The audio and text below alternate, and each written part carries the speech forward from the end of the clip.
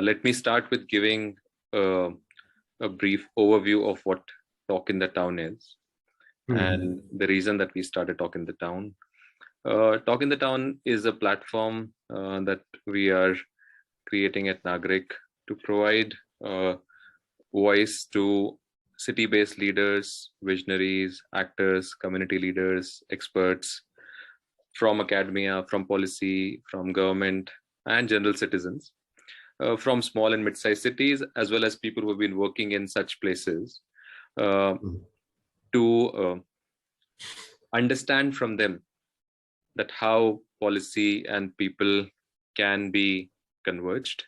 There has been, for a very long time, a kind of a distance between policy making and the way people perceived it, and making people-friendly policies. And through these conversations, we're just trying to humanize policy and try to bring examples from different and diverse backgrounds and contexts where people have actually taken initiatives, created pathways, created channels for people to get connected with policies. And in that same vein, we've talked to community leaders, we've talked to bureaucrats, and we've talked to people who are working in NGOs which are focused in smaller areas as well, to understand from them that how do they connect with citizens and how do they create this bridge between people who make policies and people who are impacted by them, and if there are ways in which a reverse feedback is possible, where people who are benefiting or getting influenced by the policy can also inform the policy makers. And when we talked to you and you talked about some of the examples of works that you've been doing, that Urban Labs has been doing, it struck us as a very good opportunity that from a very specific realm of urban mobility and transport, we could get your experience as well. So I'll very briefly introduce you, so that I'll let you do the introduction and talk about yourself. But just for the audience, I just want to say that Dr. Abhijit Lokre is the founder and the partner at the Urban Lab Ahmedabad, and he leads the planning and design team working in the areas of urban transport and policy, street design, transit infrastructure, and NMT planning, non-motorized transport planning. He previously was also a associate professor at the Faculty of Planning at CEPT Ahmedabad, and he still continues to teach as a visiting faculty there. With that, I would like to open the conversation with you, Abhijit. And my first question would be, after that I've briefly introduced you, if you could talk a little bit about yourself and about your journey so far. Yeah. Thanks, Tarun, for inviting me and having me here. In a way, we met accidentally. I mean, it was just somebody in my office trying to find out other people who are also working in this area, especially small cities. And that's the way we reached out to you. So that's good. Just like that accident, or coincidence or destiny, whatever. I'm also an accidental transport planner. So my basic degree is not transport planning. I am an environment planner who happened to get a chance to work in transport about 15 years back. My earlier work in Bhuj for about 5 years was more in disaster management, where I worked in Bhuj after the earthquake of 2001. But for the last 15, 16 years now, I've worked mostly in the field of traffic transport planning design. And I was leading the team that designed bus rapid transit projects in many Indian cities: Ahmedabad, Surat, Hubli Dharwad in Karnataka, also some work in Indore and Amritsar in Punjab. So worked on a lot of bus rapid transit projects. That's where I really learned about traffic transport, and that was through my association with CEPT. And about 6 years back, I chose to start my own consulting, called it the Urban Lab, because we wanted this place to be a place where we could experiment. So it was very intentional to be a lab and not be conventional. So that was the idea, and also a place where we could have young people coming in and experiment. That is how the original idea started. For the last 6 years, we have built up a team of 15 people, and we are doing very diverse kind of projects across India. We're doing a lot of sustainable transport projects in Kochi, uh, especially in the Fort Kochi Mattancherry area. We're doing urban design guidelines for the heritage area, working with the municipal corporation for non-motorized transport, e-autos, and so on.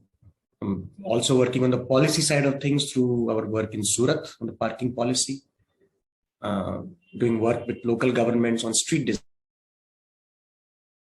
design, also some work in Chennai. So kind of mixed bag so far.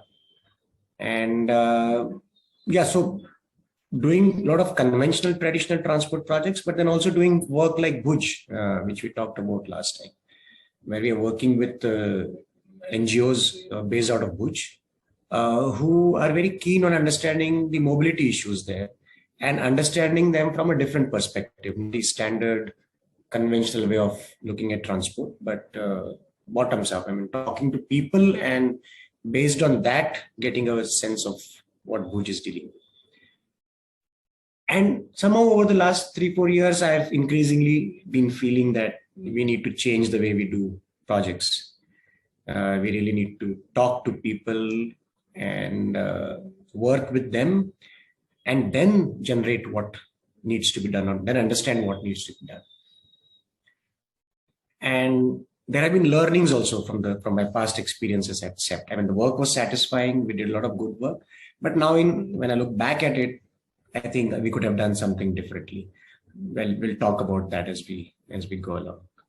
Okay, thanks so much. I think that's a very comprehensive overview of the kind of work that you have done in the last decade and a half, I believe. Yeah. And as it seems that a lot of this work has been taking you to people, to citizens, and as you said that there has been a reflection on how the way conventionally transport planning was done needs to be changed, and I believe that it has been changing. And I think 10 years ago, or actually it's now almost 15-16 years ago, when the idea of public participation in JNNURM came in, a lot of development authorities or municipal corporations were not really sure that how does that happen. Yes, and now with things like Streets for People challenge and a lot of these challenges that are being completely driven by inputs. So what would be really useful to understand in a more, I think, so that general citizens can also understand, is that what is this change in transport-based projects that has occurred in the last few years, where people can actually see that what they say is being reflected in policy. Are there examples, or are there pathways that you have seen that have emerged over time from conventional stakeholder workshop, where you only get the stakeholder responses, but then eventually when the program was designed, people either didn't ask or didn't care to know that what has happened from our inputs, to the scenarios now where the participation is a lot more deliberate, and there is also a lot of times it is a requirement of the funding agencies as well, where the participation is real and not completely notional. So can you give some examples of such where this input is actually reflected in projects? Yeah, see, in my experience so far, most of it has been the other way around, where there is a mandate from the top, and then you have a decision maker, who is very decisive and then implements the wish of whatever comes from the top. There have been a few situations, projects where I have been involved in, where it was not tokenism, but there was participation. One is Bhuj, where I am currently involved in. And because my association with Bhuj goes back to 2001, and in 2001, actually, there was a lot of stakeholder consultation because people were really affected and, they were looking for answers to what happens to their land, to their house, and so on.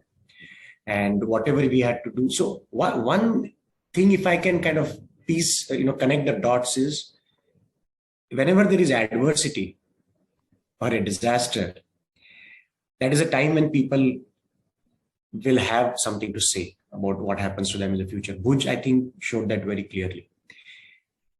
But then we don't want disasters to always make people give their opinion. Right now in Bhuj, and because since 2001, Bhuj has this very strong presence of NGOs. They have come together under an umbrella called the Kutch Navnirman Abhiyan. And they have multiple NGOs working in that. So there are NGOs who work on livelihoods, NGOs who work on housing, NGOs who work on natural resources, on the cultural scenario in Kutch. So they've all come together, and anything that needs to happen at the regional or even the urban city level, the Kutch Navnirman Abhiyan actually comes together. Because they have been so active, the district administration and the Nagar Palika listen to them. Also, and this is not kind of desirable, but because the district administration and the Nagar Palika there do not have the resources to actually do some of this work. They actually look out for NGOs to support them. So there is that atmosphere or environment in Bhuj where there is some trust between the decision maker and the civic society. And that translates into more dialogue. Okay. And it also means that people are a little more aware. They know that if they have a problem, they can go to this NGO or this person who will represent their views to the decision maker. Right. So it is happening in Bhuj. I can see that.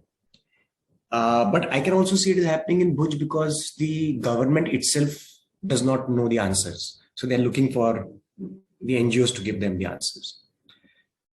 But what is happening in Pune is really interesting because Pune is, in that sense, a big city, a lot of funds, a lot of competence to do things. So there are all kinds of consultants moving around in Pune, telling the government what needs to be done. Yet Pune has this very strong, again, group of NGOs in the mobility sector, in all other sectors, but mobility sector, because I'm working with them.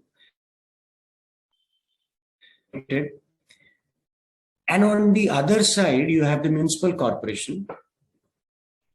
And then it happens sometimes that you get a very good administrator who is willing to engage with NGOs. And that is what happened in Pune, where the current mission director of Smart Cities, Kunal Kumar, he was the municipal commissioner there for about 4 years. And he engaged with the NGOs. And the NGOs were very demanding. I mean, I have been part of some meetings in Pune, and they were very demanding. I mean, in my experience, some of the things were very direct and very blunt when they expressed to the commissioner.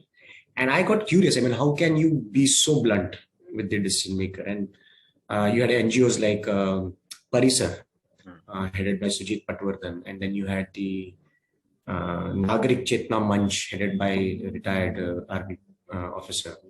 They were very straight and direct. You also had ITDP, who was very active in Pune. And when I asked them, they said that the environment with this, our engagement with this commissioner, is that he knows we don't have any vested interest or we don't have an agenda here. So sometimes they were adversaries, sometimes they were partners, and it was happening at the same time. And the commissioner was also very sharp enough to use the people's voices to get his department and his engineers to do things the way he wanted to. Because there is a lot of inherent resistance within the government machinery for certain kinds of things in traffic and transport. And he very cleverly used the people's opinion and the NGOs to get good work done within his. But because of that, and because of a lot of training that happened for his own staff, his engineering staff now actually wants to engage with people. And they actually talk about things that is very difficult for me in Ahmedabad to comprehend, because when I go and talk to engineers in Ahmedabad, they don't get it at all. Why should there be a footpath? That's the standard question. Nobody walks. Why do you want a cycle track? Nobody cycles. But in Pune, they will say, why are you giving such a small footpath? Let's make it wide. That has happened over a period of time because of this engagement of the civic society with the administration at all levels. As a result of this, Pune has actually now they have a pedestrian policy, which was prepared by the NGOs and ratified by the municipal commissioner. They have a bicycle master plan, again done by the NGOs. So now you have the NGOs and the people actually doing projects and mentioned by the standing committee and the municipal commission. So Pune is a very, very good example of what good sustained interaction and dialogue between people and government can do. But I still see certain risks here. It is still dependent on that one good municipal commissioner there who understands the value of engaging with people. Now, when that person moves, you're not back to square one, but there is a setback. You need the next one to be as good or as understanding of what's happening. Okay. So yeah, these are my experiences. So you talked about the Kutch Nirman Sena, and you also talked about a lot of NGOs in Pune. So my question, you talked about a risk from the policy makers side, from the government side of the administrative moving away. I wanted to ask that the organizations which are acting as a bridge, representing larger people's voices, what are their mechanisms through which they are able to represent a larger voice? Like, how do they connect with people and then able to kind of transform that into a language which is understandable to policymakers?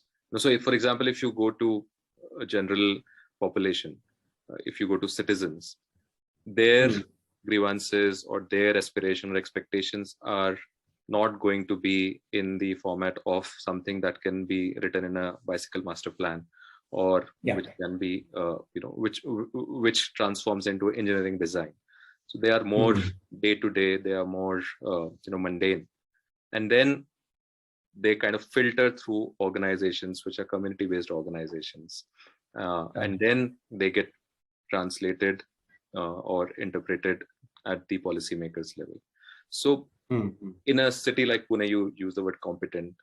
So there are people who understand both sides of languages, who understand people as well as understand technical ways of doing it.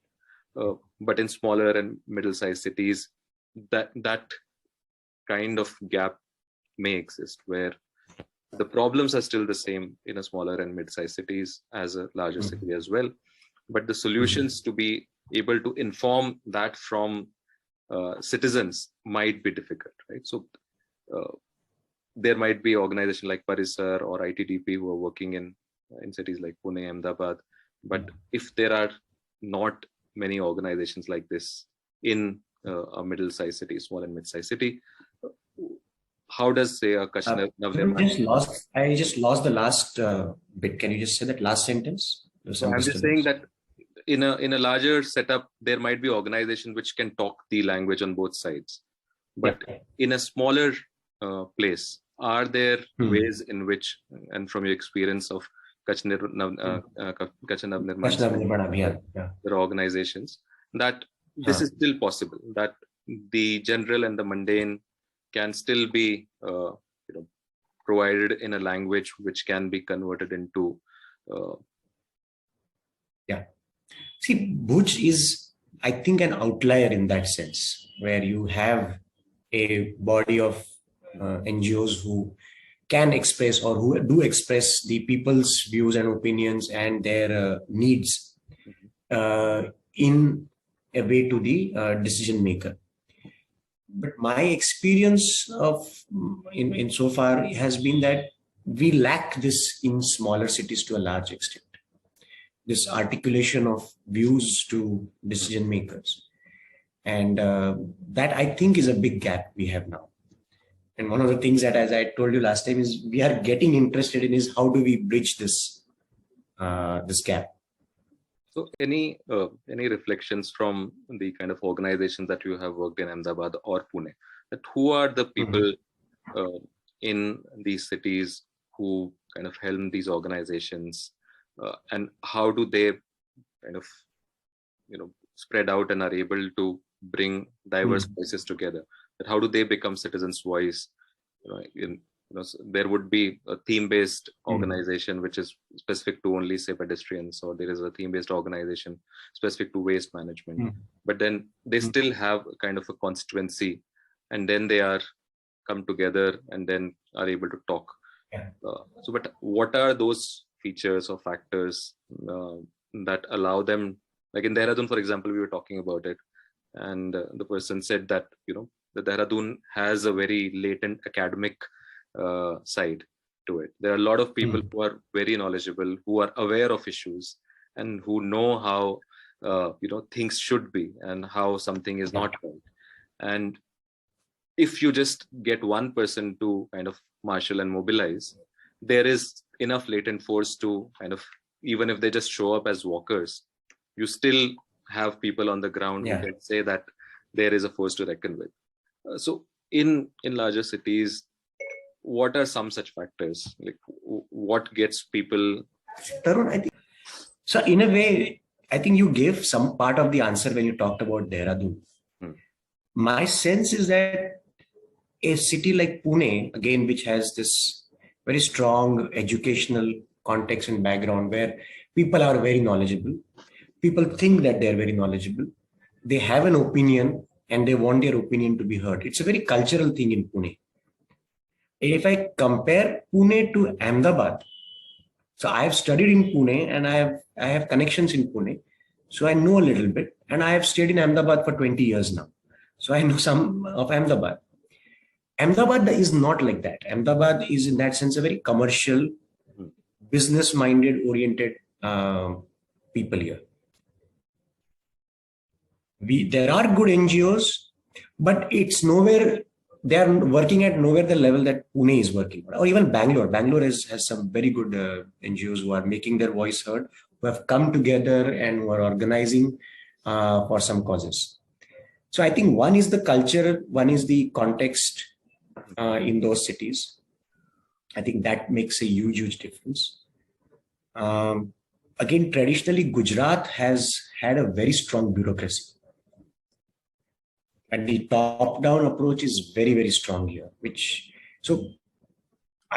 you look at the Act, the Gujarat Town Planning and Urban Development Act, it has all the right words. It talks of consultation when you prepare the development plan. It talks of consultation when you do TP schemes. But these are not really serious consultations.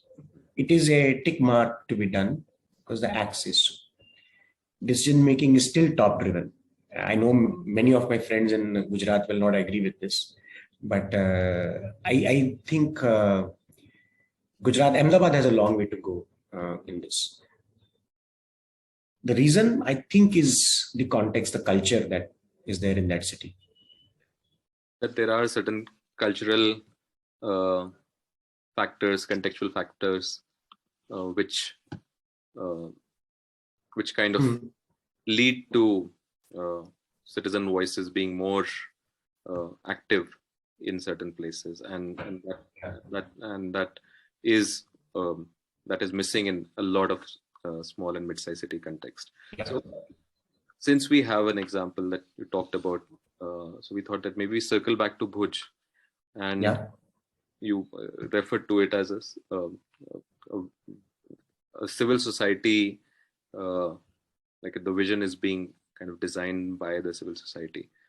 So maybe if we can talk a little bit about how the work in Bhuj is kind of being informed by voices of people, and what are some of those aspirations, and how some of that aspiration is being kind of at least being channeled into decisions which will eventually physically show up as a mobility solution. Correct. Let me give you some examples from our work in Bhuj. So when we were asked by Homes in the City, that's the NGO who asked us to help them out on this, they were very clear that they wanted the focus to be on vulnerable groups, people who may or who don't have options, and they are dependent on the government giving them options for mobility and accessibility. Now, the traditional way in which transport planning is done is that you go and you look at the road network, you analyze, you do the traffic counts, you do speed delay surveys, and using all types of quantitative data, you come and say, okay, this is the problem at this junction, this is the problem on this stretch, यहाँ पे parking कम है, वहाँ पे parking ज़्यादा होना चाहिए, या it's a very number game in that sense. But it does not really tell you what the people are dealing with. I have a theory that people who have their own vehicles, people like me probably, are not even expecting the government to do. We have made our choices. We have figured out where we want to stay. We have figured out we need this kind of vehicle. We are not dependent on the government. And because of that, we do not appreciate what people who don't have a choice go through. In Bhuj, it was an eye-opener for us. The first meeting that was organized was with school-going girls. And remember, this was during COVID time, so it was anyway online teaching. But what the girls told us was very interesting. Bhuj had a bus service just before COVID started. And apparently it was a very popular service. And it was used by a lot of people who didn't have a choice, who didn't have a vehicle. The fares were reasonable. The buses were clean. And schoolgirls, they told me that they found it to be safe. Because the other option was what is known as the chakras, or the shared auto rickshaws, in which they would put up 10 to 12 people. And it was overcrowded. There were all kinds of people could mix in that. The girls told me that because, before COVID, the bus system stopped because of financial viability issues for the operator. Now these girls didn't have a choice. They could either walk, or they could cycle, or they could take a shared auto rickshaw. Some of them told me that they have stopped going to school. Now, this cannot be captured through any surveys on ground by counting the traffic at the junction, right?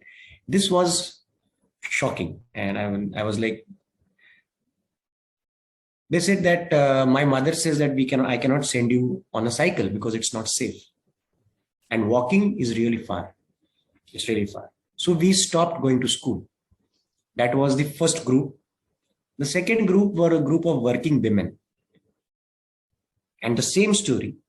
They were dependent on the bus service. When it stopped, that lady, who was actually a street vendor, she used to sell some eatables at some point in Bhuj, had to walk 7 to 8 kilometers one way and 7 to 8 kilometers back just to keep the business running. Earlier, there was a bus.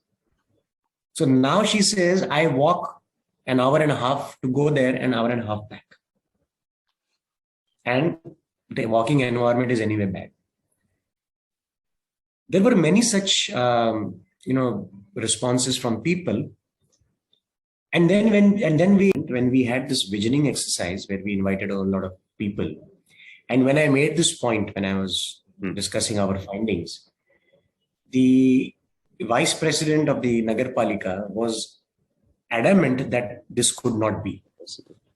मेरे शहर में कोई लड़की transport नहीं होने की वजह से स्कूल नहीं जा सकती, ये हो ही नहीं सकता है. वो लड़की को लेके आओ यहाँ पे. She refused to believe. So we said, sure, these are the findings that we had.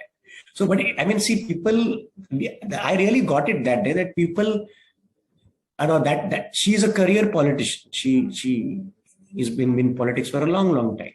She knows about going and talking to people, but she says that this cannot be. That girl cannot have left school. That was an eye opener for me. I'll give you another example, not from Bhuj, but again from another project that we had worked on.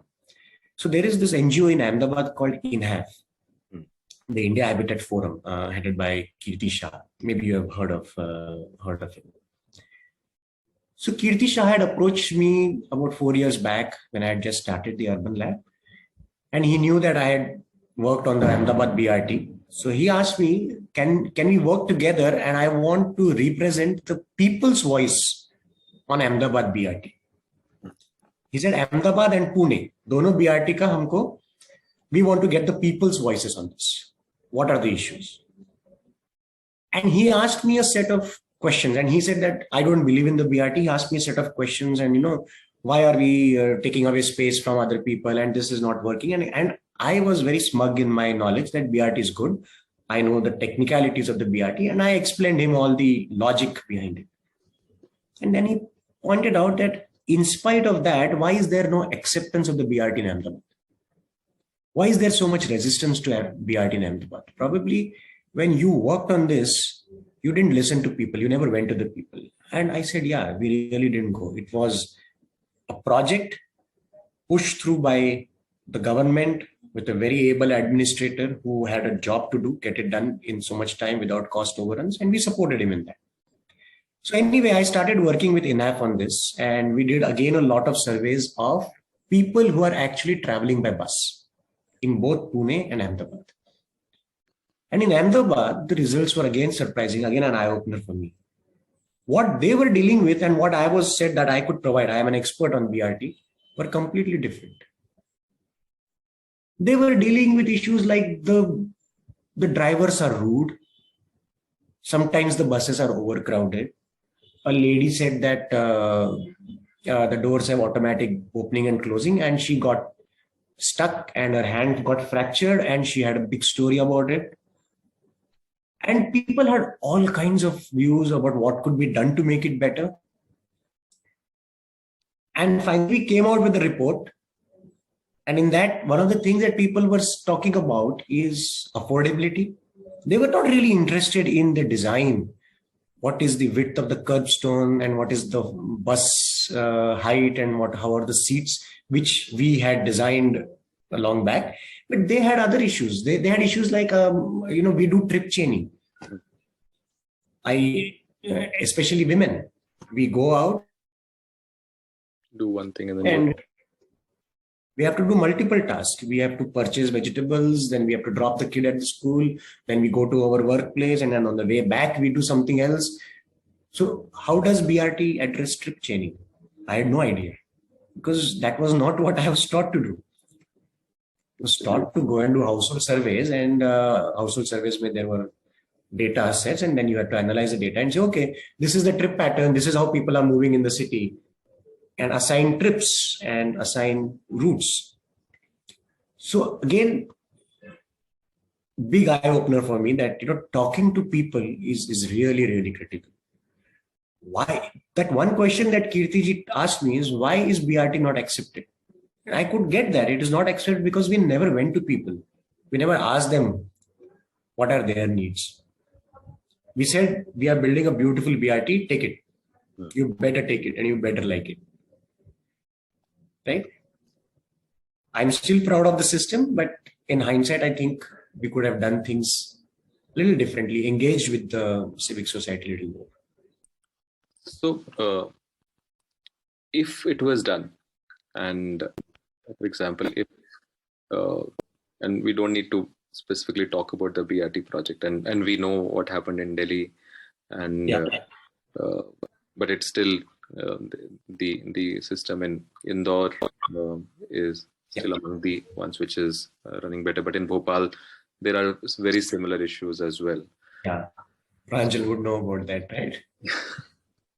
Yes. Yeah. So when one looks at a very rigid kind of supply side solution, where once you have put, you have to either you take the Delhi route and like completely dismantle. But if you have put it there, and a metro is even a bigger, Oh my, supply side that is solution, another. and it would be like it would be not easy if somebody was to do something similar that you did with what Mr. Shah asked you to do in, say, a tier 2, tier 3 city. Once they put the metro in there, and that why it is not accepted.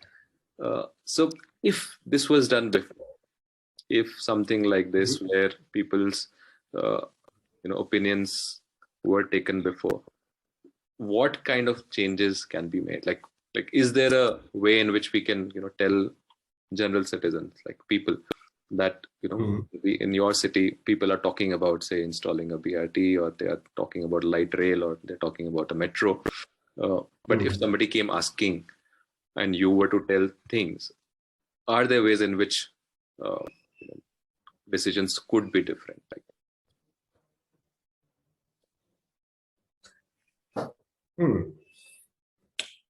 Like where is that window? That window of that the people's input actually changing the course of maybe you think of a smaller example, you talked about the safe route to school program. And I think that is another thing that Bhuj is up to right now. Yeah. It is flexible, right? Yeah. I don't know. I'll connect it with something very different. In my world of traffic and transport, and what is good in traffic and transport, Amsterdam is frequently quoted as an example of good example. They did all the right things 50 years back. People know that Amsterdam was as bad as our cities are now in traffic and transport. They also struggled. They also had plans to build freeways through Amsterdam. And it required a movement where people said that these many deaths are not acceptable. And a lot of the deaths were actually school children. If I would to just kind of think aloud now, I mean, I've not given a lot of thought to this, but if I think aloud on this, what is that one thing that emotionally connects people to their city? And if you use that as in a positive way, you channel that emotion in a positive way and show to both sides, the people and the decision makers, about how this safe routes to school, it is something that the decision maker also cannot say, I don't want to do it. Nahi karna hai. Oh, he will listen to this. He will listen. But if I tell him that let's build wide footpaths and let's build cycle tracks, and he will say, कौन आता है उसके ऊपर? And वो footpath बनाओगे तो vending हो जाता है उसके ऊपर. But as soon as I say that, listen, Mr. Commissioner, that there are 5 deaths that happened in this area, and there are 2 schools here, and so many school children were injured, or these many accidents happened. And let's do a safe routes to school program, and we will help you and get people to tell us what they experience here. Why is there a safety issue here? There are greater chances of a dialogue happening there because you are using an emotion in a positive way. Maybe that could be one thing. My experience has been that I know everything, and frequently that is a pitfall. Because then I am not open to a conversation. I only want to prove myself right and prove yourself and prove the other person wrong. And I did that for a long time. BRT ऐसा नहीं होता है, वैसा होता है. And I used to give very logical explanations to people. And people, if they were my peers, would say, I don't agree. If they were below me, would say, okay, if you say so, I will agree. But really, there was no conviction there. Right? But when I have now started framing the same argument differently by saying that, by having this in the center, how you are getting benefited or what is there in it for you, that people I feel are willing to listen or at least engage with you. So probably that I think listening for what people want and then articulating that discussion in a way that they think is a win for them. I think that is a skill that maybe where I am as a consultant or as somebody who's passionate about urban transport, when we projects and then we negotiate. Yeah. But is the Safe Route to School program, are they working on it? Are you? It's very preliminary right now, Tarun. What they are now looking at is forming a committee in Bhuj. So when I was last there in December, they all agreed along with the Nagarpalika that we will form a committee. They have identified, the committee has the Nagarpalika, the Area Development Authority, the NGOs, the traffic police, the vendor committee and so on. And they are saying that let's identify. So they have identified a school called Matruchaya School. And they have said around 500 meters around that they are willing to do an experiment on safe routes. Okay. So this is the reason that I was talking about this program, that this is small enough but effective enough transport or mobility related policy, where you actually see from the beginning that how citizen inputs are being taken from stage one, and then it might look like that the route around the schools would be developed as a safe route to school, versus where you do a top-down approach where a BRT is installed and it's very difficult to kind of pinpoint that where the inputs of citizens could have been taken. After it has been done, post facto analysis can be done, but then it's very difficult to make changes in hard cement infrastructure. But if it is a safe route to school program, or if there are multiple smaller transport and mobility related projects, which I lost your voice again, Tarun. Last part. So I'm just saying that this example can actually, we can maybe if we can kind of break it down from stage one to a stage which has not been reached, but it can demonstrate how school teachers, children, parent-teacher meeting, people who are people who are actually directly involved or invested in the outcomes of the project can inform policy. So that's why I was. That's the idea. It's known as tactical urbanism. That's the word that is being used a lot now. But basically, it is a demonstration on a one-on-one scale, but temporary in nature. And you keep it. You engage with people who are using it. You take their views on how it could be better. How is this temporary situation helping them or not helping them? You get the school children to come and walk and do a lot of documentation of this process. And so that, you can then use this evidence to say that this is working, or you use that documentation to say that this is not working.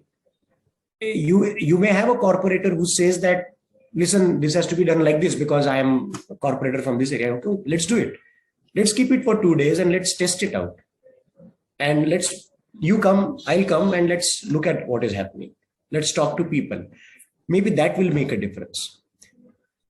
So I think increasingly, instead of this heavy-handed approach, it makes sense to do this small intervention and test it out. And small cities actually are good for this kind of thing. You could do it at very minimal cost. Small cities typically face this cost issue. They don't have the budget to do large projects. But you could do this at a very small scale. You could even get, say, Amul to sponsor it. Yes. Or some, local business to, like Kumar Sweets in Dehradun to, sponsor the Chakrata road, that Chowk development. It gives them also a certain satisfaction ki kuch hua. No, it has that representation, and I think exactly. It gets reflected in the media to people, and it's actual demo. It's it's at 1-to-1 scale. It's not a beautiful model that you show to them. They are the part of that model. They are there. Right. So that is what we are hoping to do in Bhuj. And there is a very His name is Sandeep Virmani, who has done a lot of good work in Bhuj, and he's really pushing that this committee gets formed.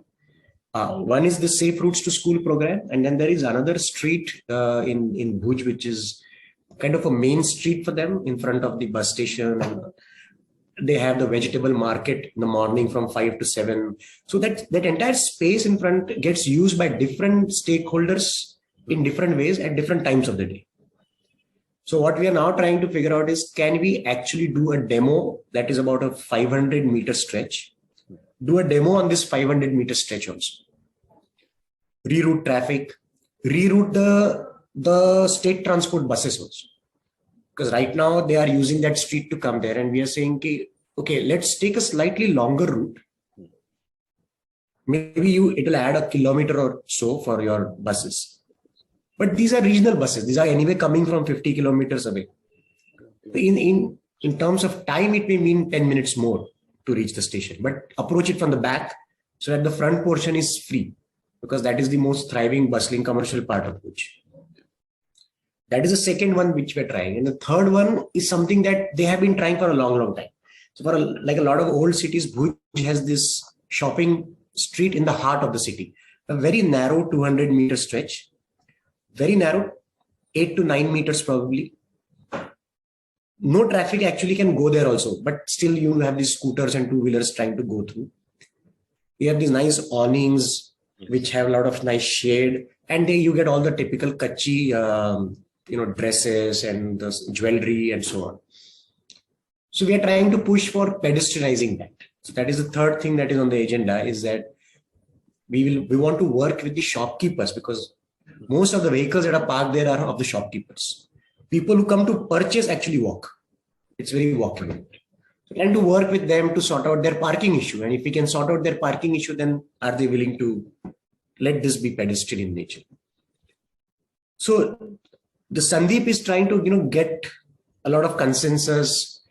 He wants us to come as the experts to advise on what can be done. And he wants to make this a people-driven move. So he wants to do these three things: that safe routes, the road in front of the bus station, and this market street. So in any of these three, the citizen consultations have already been happening? Already been happening. They have already started talking. It is already there. People know that these things are, people are very interested in these things. Some of these have come from the shopkeepers themselves. Okay, so they have asked us, can we do something like this? Can we reroute GSRTC buses so that they want the GSRTC to be there? So you cannot remove the buses from there, because that would remove the reason for that street being so busy. But what can we do to reroute the buses? So people have started giving their voice. So in that last meeting that I had in December, people came up with these kind of, the safe routes to school came from people, basically from teachers. Can we do something to secure and safe, make the streets safe? So we said, let's give it a name. Let's call it safe routes. And actually safe routes to school is something that is being used a lot in Europe. So we said, okay, let's call it the same thing, and let's develop it as safe routes in Bhuj.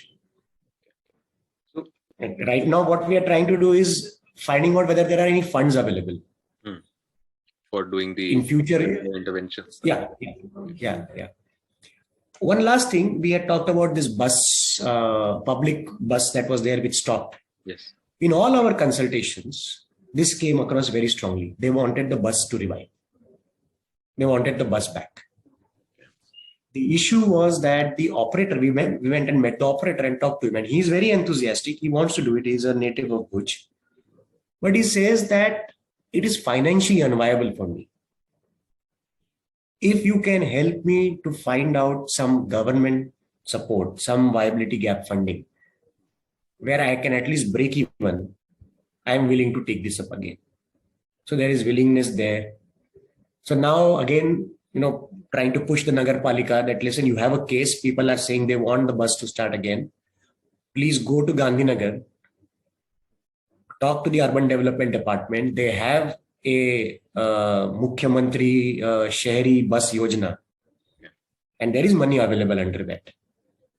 But you have to make the pitch. The Nagar Palika, you have to make the pitch. So now we are trying to push them. Go to Gandhinagar. We are saying we will come with you to Gandhinagar. We will meet the people at UDD together. But you have to own it up. So that takes some time. They need to, inertia bahut hota hai. So, you need to keep on pushing them.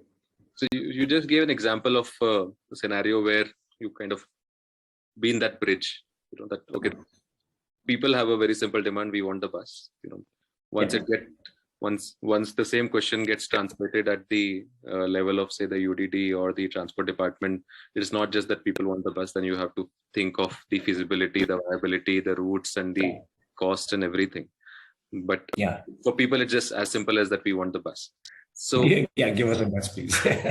so where you have asked them that, okay, the answer is there with the Mukhyamantri Bus Yojana.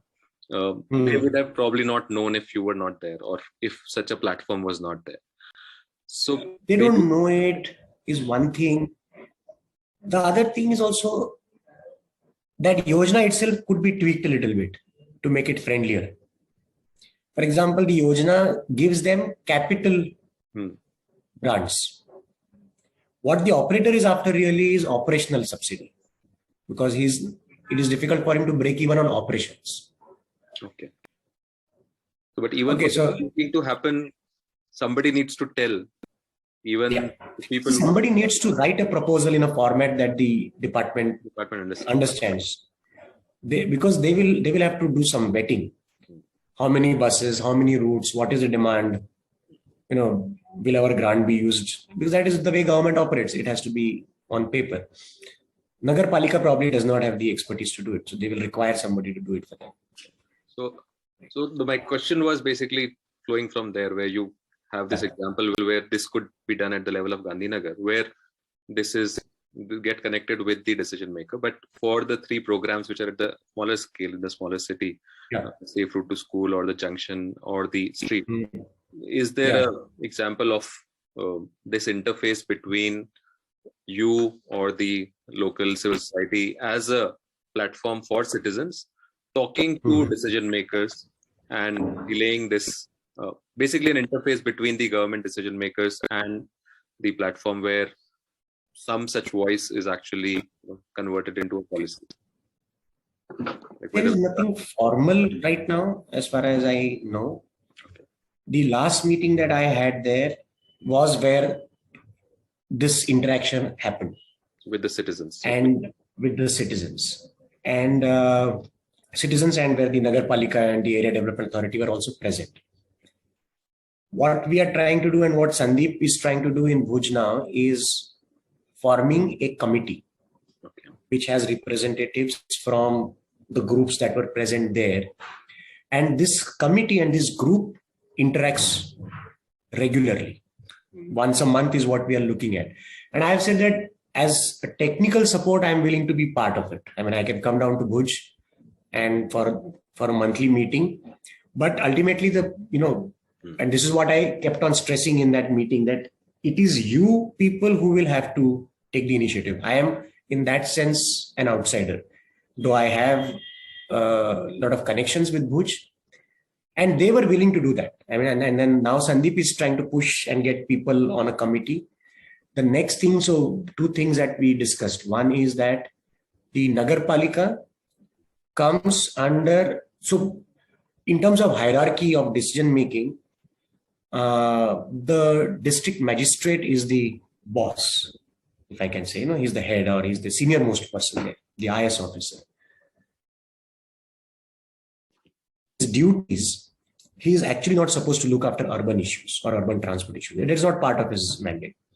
But invariably he gets involved because he's the senior most person.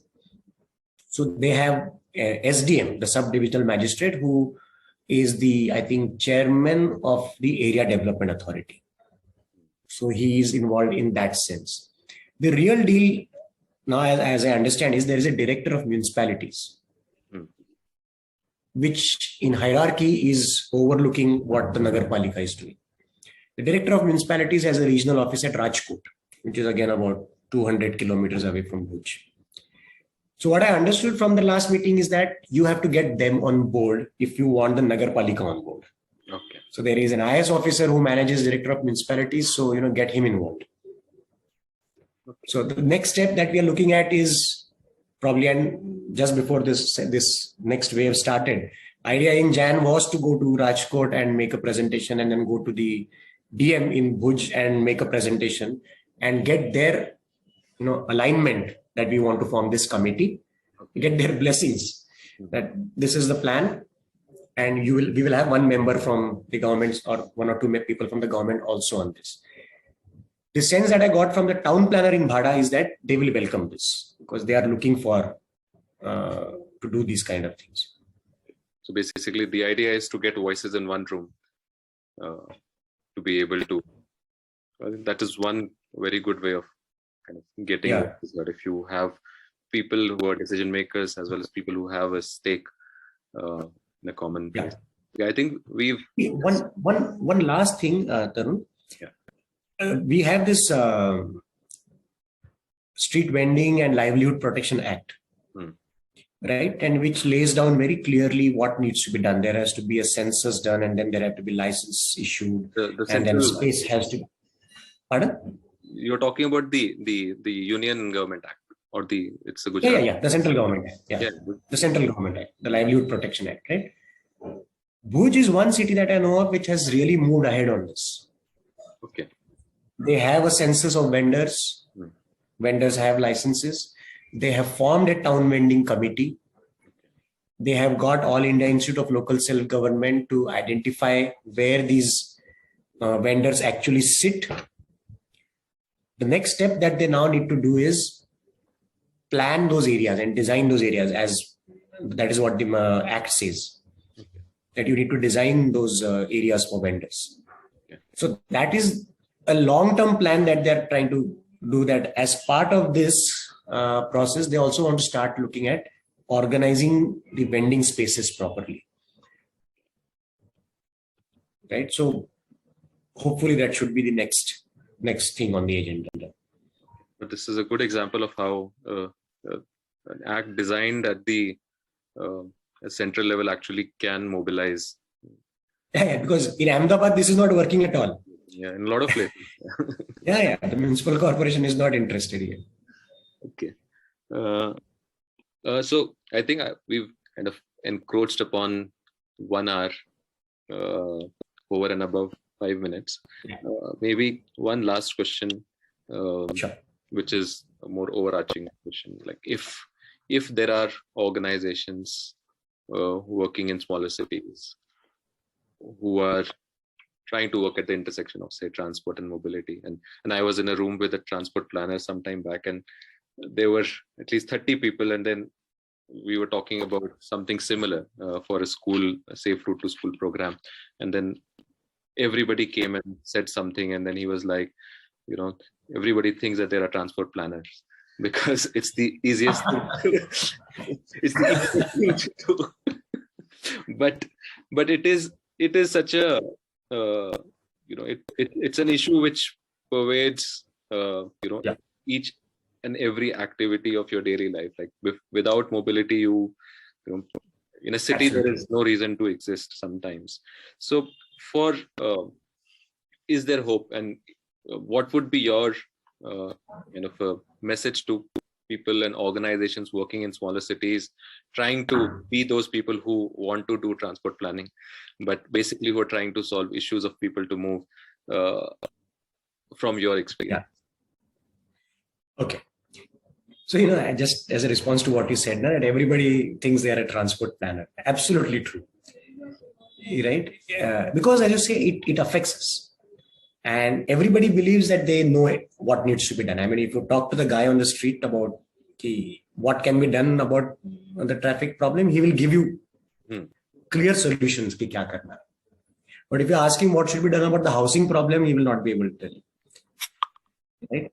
The other thing with transport is that as the economy grows, as people become, as resources increase, GDP increases, the traffic problem actually worsens as prosperity increases.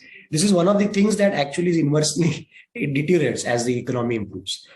most things improve as the economy improves, not traffic and transport. And that's why this is going to be a big issue in India over the next 20-25 years as we urbanize rapidly. I have been feeling for a long time that all the funds, all the expertise is going to the large cities. And smaller cities really don't have anybody to tell them, anybody to guide them, and they certainly don't have access to funds. There are funds available actually in many places, but they don't know about it. If I would have to advise people who want to work in small cities, I would say by all means do it. 20 years, 15, 20 years of working, I have lost more battles than I have won. And I am still hopeful. I still see that one battle that I win as, vindication, validation of what I am trying to do. I also believe that because I teach every year, 15, 20 students go out with some positive message to give out in the field of urban transport. So I look upon it like this, that something will transform, something will change. Streets for all will happen, transport for all will happen. Small cities, they only require some helping hand, some guidance, and some access to funds. We have been, even at Urban Lab, we have been very keen now, and we are moving on. We want to start an NGO. So the consulting does what it does, and there are people to manage it. I personally want to move on and do something else which is more meaningful and helps people, especially in small towns. Like last time you told me about Dehradun and from Panchgani, right? So I'm not from exactly a small town, but I've stayed in Aurangabad, which is, in terms of the big cities in Maharashtra, small in size. And I know the kind of issues that Aurangabad has. And I also know that there are people. Okay, let me put it the other way around.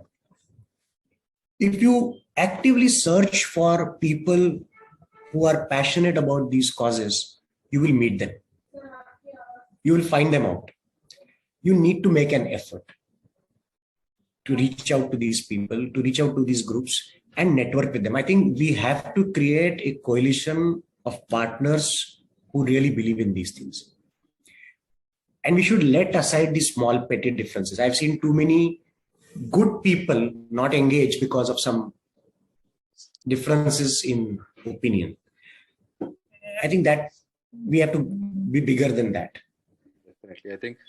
I think we have to actively engage and seek out more and more people who want to do this. And I believe me, there are a lot of people who are interested. Yes. I mean, go on social media, go on Twitter, and follow some people, and you will realize that there are so many people who are interested. They just don't know where to go, whom to talk to. Right? I'm pretty hopeful. Yeah. My work used to say that people with good intentions, they play like golfers, while people who don't have sometimes very good intentions, they play like a football team. Theirs is a teamwork, and people with good intentions tend to be golf players who are playing solitary and playing alone and getting a So I think there needs to be more football team. Yeah, just small example. And Shelly talked with you last time, and Shelly is really interested in governance. And she's doing a PhD. And she started off her PhD by saying, kya karu, kaise karu, kaun, kisko milu.